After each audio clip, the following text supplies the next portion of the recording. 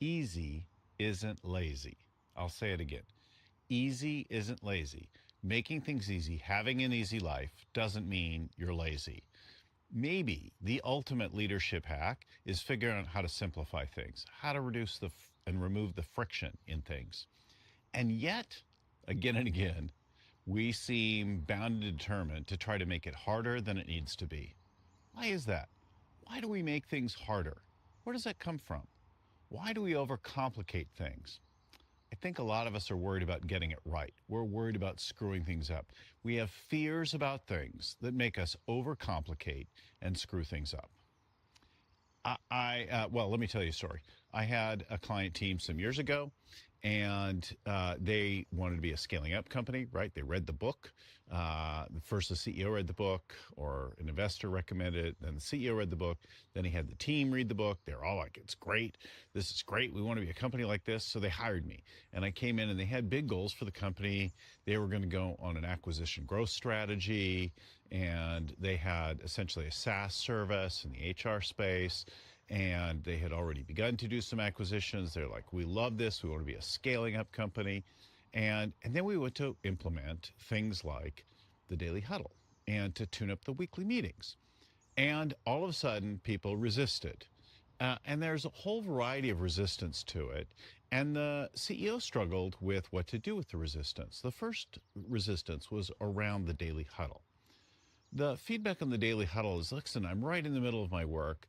I am busy, I'm engaged, and you're interrupting my workflow for this little short meeting."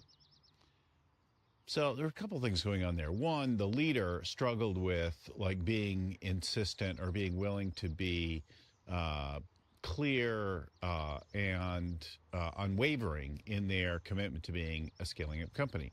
They recognize the fundamental nature of a value of having things like a daily huddle, but they struggled with the actual reality of it. So the team's resisting doing the thing. They felt like the meeting was trivial and they weren't getting into things. And yet, one of their main complaints, especially for a company that was doing a lot of acquisitions, was that they were in silos, right? So they came in from different companies, they operated in different companies, not only even in the same office, and they weren't synced up. They weren't on the same page. They couldn't help each other solve problems. They were all operating independently, working on solving their problems independently, and that got them into trouble. With the weekly meeting, right?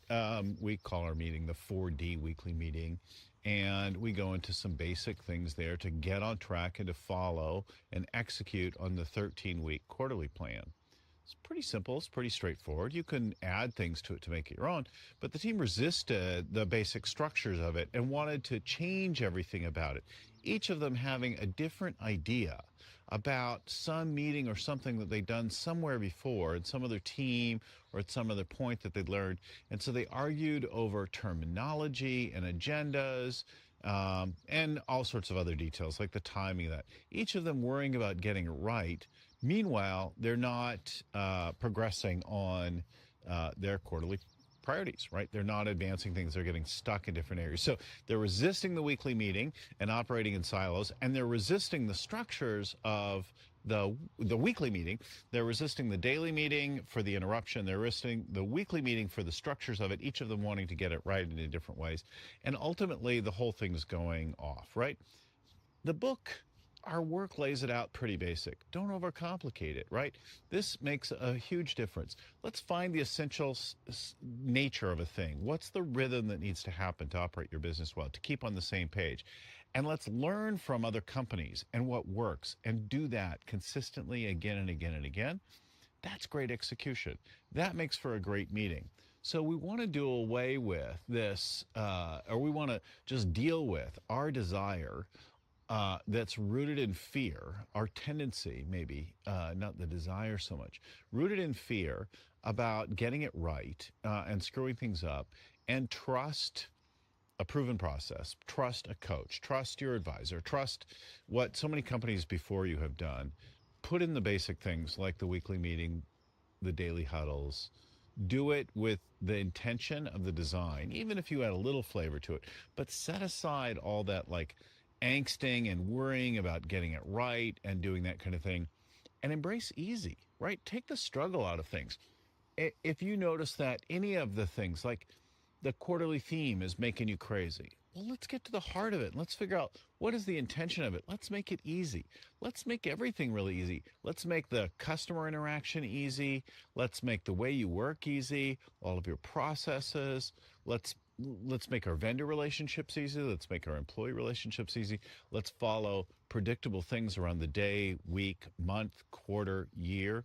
Right? Let's bring ease and frictionless into it, and let's set aside the tendency to overcomplicate, to worry about getting it right, to fuss over things that don't matter, to get ourselves into a whole neurotic little corner. Set all that stuff aside. Join me on Easy Street. I hope this is helpful in helping you scale up your company. I hope you can put this to work some way this week to make your life, your business, your team, all of that work a little bit easier. I think that's the ultimate leadership hack. Remove the friction, focus on the value, stop being neurotic, pull out all the nonsense, stop worrying about getting it right, don't overcomplicate it, keep scaling up. Talk to you again next time.